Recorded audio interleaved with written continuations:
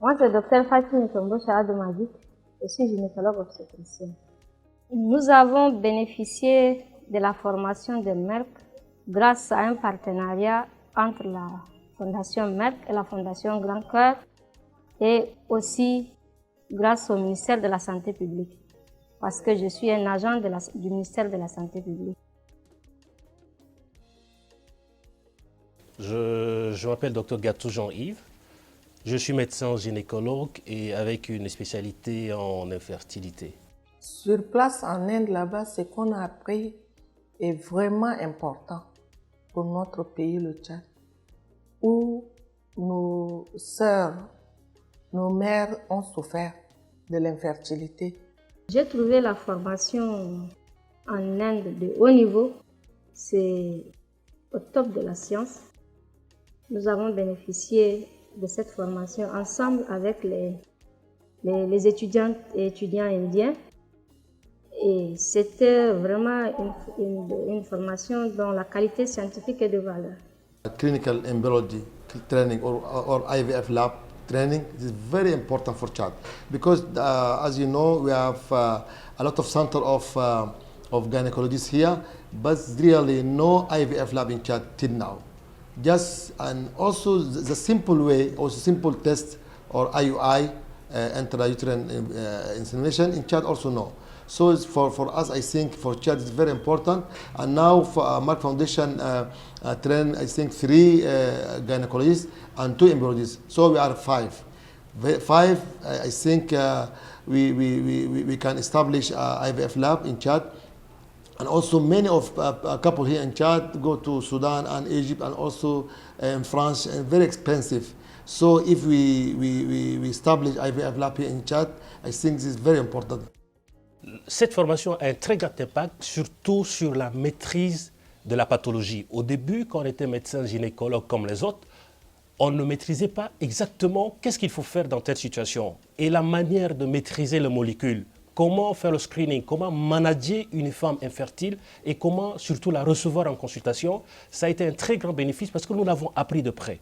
Et cette formation nous a permis, de nos jours, de pouvoir recevoir les femmes en consultation avec les conjoints.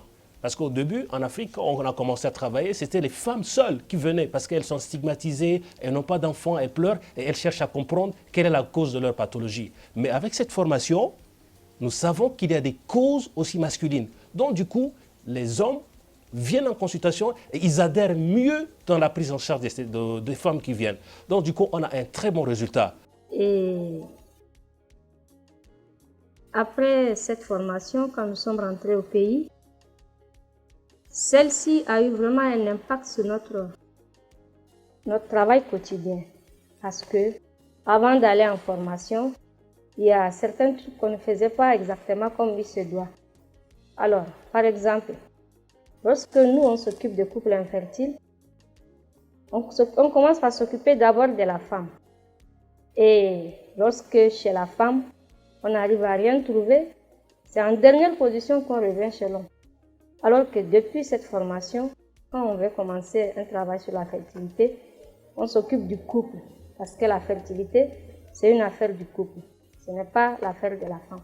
C'est l'affaire du couple. Donc, et la femme et l'homme, les deux sont concernés.